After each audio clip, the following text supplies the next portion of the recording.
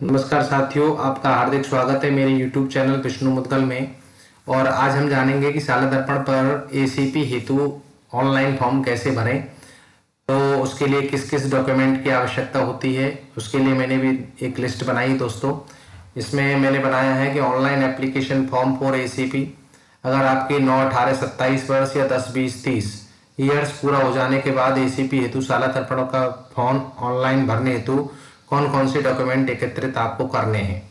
इसमें सबसे महत्वपूर्ण कार्य दोस्तों है प्रपत्र 10 सही भरा हुआ होना चाहिए, क्योंकि प्रपत्र 10 का विवरणी फॉर्म में आता है।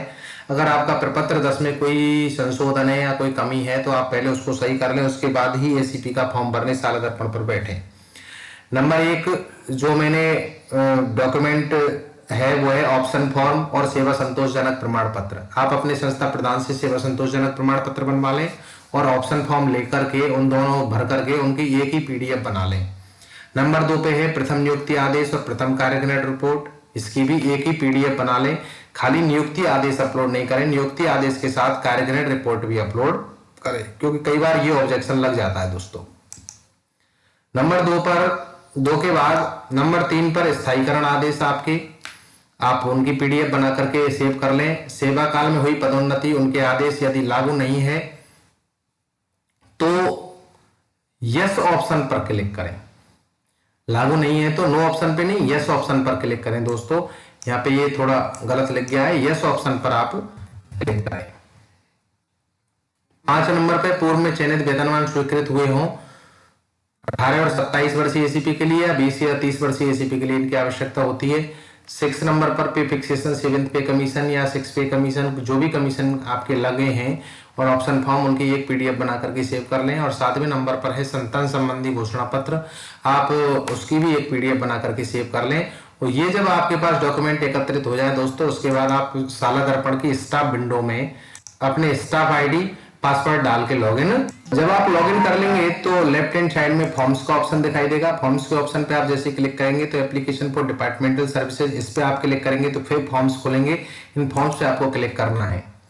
फॉर्म्स पे आप क्लिक करेंगे तो आपके सामने 4 फॉर्म खुल करके आएंगे। इसमें सबसे पहला फॉर्म होगा अप्लाई फॉर एसीपी। आप इस पे आप क्लिक करेंगे तो आपके सामने एसीपी का फॉर्म खुल करके सामने आ जाएगा। उसमें सबसे ऊपर होंगी टीचर बेसिक इन्फॉर्मेशन।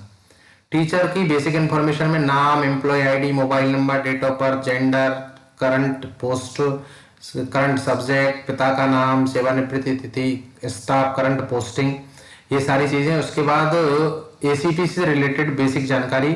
इसमें एसीपी एप्लीकेशन ऑन साला दर्पण next stage will be available only when previous one is approved. इसमें अगर आपकी सेकंड एसीपी लग रही है तो अगर पहली एसीपी स्वीकृत हो गई तो सेकंड आएगी, और अगर पहली, मेरे केस में इसकी पहली एसीपी लगनी है तो फर्स्ट यहां पर आएगी। एसीपी रिवीजन है तो यस कर दें, नहीं है तो नो कर दें।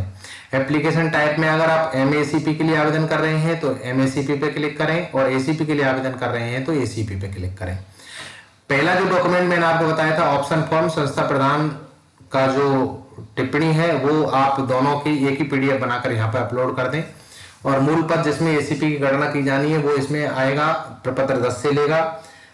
स्कूल एनआईसी कोड, यदि कार्मिक मॉडल स्कूल का है तो पूर्व विद्यालय का एनआईसी कोड उसको यहाँ पर भरना है। अगर आपके केस में ये लागू नहीं है तो इसको आप प्लेन छोड़ दें। नेक्स्ट है आपकी कार्यग्रहण तिथि, नियुक्ति आदेश इसमें आपको अपलोड करने हैं। तो मैं आपको पहले बता चुका हूं कि नियुक्ति आदेश के साथ आपको कार्यग्रहण रिपोर्ट भी दोनों की एक ही पीडीएफ बनाकर यहाँ पर अपलोड करनी है। समय में बिफोर नून, आफ्टरनून, आपके केस में जो भी हो वो आप यहाँ पर चूज कर लें। स्थायीकरण तिथि आपकी जो हो वो यहाँ से आप चूज कर लें और स्थायीकरण के आदेश यहाँ पर अपलोड कर दें।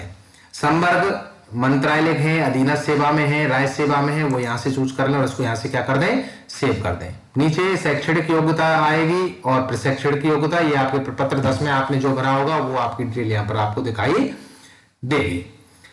नेक्स्ट है सेवा काल में हुई पदोन्नतियों का विवरण। अगर आपकी सेवा काल में कोई पदोन्नति हुई है तो आप उनको यहां से चूज कर लें, पदोन्नति पद चूज कर लें। कार्यग्रहण किया है तो कार्यग्रहण, प्रत्याग किया है तो प्रत्याग, डीपीसी कौन से वर्ष की हुई है, आदेश क्रमांक क्या थे उसके, आदेश दिनांक क्या था उसका, कार्यग्रहण तिथि आपकी क्या थी और आदेश की प्रति यहाँ पर उसको अपलोड करके यहाँ से क्या कर दें, आप सेव कर दें। अगर आपके केस में यह लागू नहीं है तो यस ऑप्शन पे आप क्लिक करेंगे तो ये ऑप्शन यहां से क्या हो जाएगा, हाइड हो जाएगा, हाइड हो जाएगा। नेक्स्ट है पूर्व में स्वीकृत चयनित वरिष्ठतम वेतनमान का विवरण।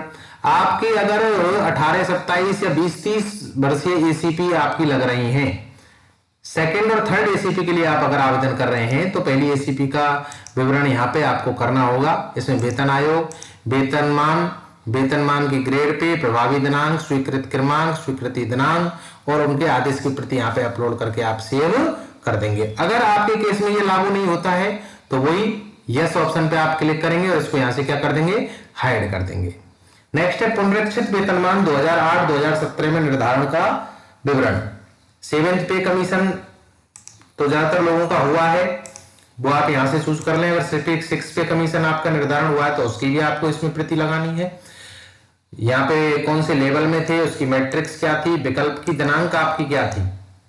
7th पे कमीशन का ऑप्शन फॉर्म आपकी सर्विस बुक में लग रहा होगा, उसमें से आप इसको देख सकते हैं और उसके आदेश की प्रति यहाँ पर आप अपलोड करके इसको सेव कर सकते हैं। अगर आपके केस में ये लागू नहीं है तो लागू नहीं के बटन पे यस करेंगे आप, जिससे ये ऑप्शन क्या हो जाएगा, हाइड हो जाएगा। पर मैं सोचता हूं दोस्तों ये ज्यादातर लोगों के में 9 वर्षीय एसीपी लग रही है, पहली एसीपी लग रही है, 10 वर्षीय एसीपी लग रही है, तो इसमें ये विकल्प ज्यादातर लोगों के में सबके में होगा, तो आपको ये अपलोड करना है। नेक्स्ट है आवेदित एसीपी का विवरण।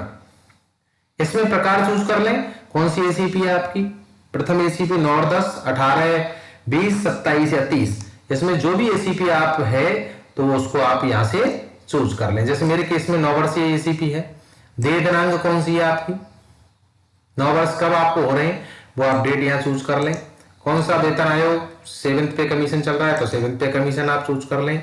वेतनमान में जो लेवल आप इस वजह से सिलेक्ट करेंगे तो ये खुल जाएगा, और वेतनमान में ग्रेड पे मैट्रिक्स जो भी आप यहाँ खुलेंगी तो वो आप चूज करते जाएं। नेक्स्ट है 31/5/2002 तक जीवित संतान पुत्रियों की संख्या आपकी जो भी हो, नाम, जन्म तिथि भर के यहां से सेव करते जाएं।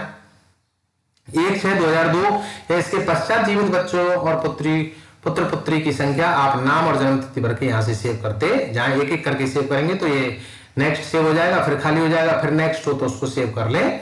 और संतान संबंधी घोषणा पत्र जो मैंने डॉक्यूमेंट बताया था उसकी पीडीएफ आप यहाँ पे अपलोड कर दें।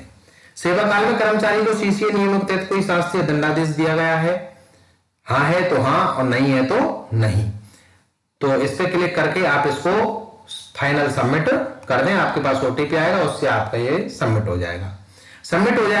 उसके बाद ये आपका पहुंच जाएगा अपने स्कूल की आईडी पर। स्कूल की आईडी पे जब ये एसीपी का फॉर्म पहुंचेगा तो आप सारे डॉक्यूमेंट जो मैंने आपको लिस्ट बताई थी, ये 7 डॉक्यूमेंट की लिस्ट प्लस साला दर्पण से निकला हुआ ये फॉर्म, इस पर साइन करके ये अपने कार्यालय में जमा करा दें और कार्यालय इनकी एक पीडीएफ बना करके वहां अपलोड कर देगा। दूसरा अपना एक फॉर्म होता है डीडीओ का, वो भर देगा। अगर वो नहीं भरे, कई बार ऑब्जेक्शन लगता है कि डीडीओ ने आपके जो कार्यवाही का वो फॉर्म भरा नहीं है, आप उसको जरूर भरवा लें और उसको भरवा करके आप अपने यहां से फॉरवर्ड करवा दें, वो सीबीओ को फॉरवर्ड हो जाएगा। सीबीओ अपनी कार्रवाई करके आगे फॉरवर्ड कर देंगे दोस्तों। तो एसीपी के फॉर्म भरने से पहले आप डॉक्यूमेंट एकत्रित कर लें। डॉक्यूमेंट 7 डॉक्यूमेंट 1, 2 और इसमें आपके 7 डॉक्यूमेंट कंप्लीट करके आप ये कर लें दोस्तों। आज के लिए इतना ही दोस्तों, बहुत बहुत धन्यवाद, थैंक यू सो मच। अगर आप मेरे चैनल पे नए हैं तो प्लीज लाइक करें, शेयर करें और सब्सक्राइब जरूर करें। बहुत बहुत धन्यवाद।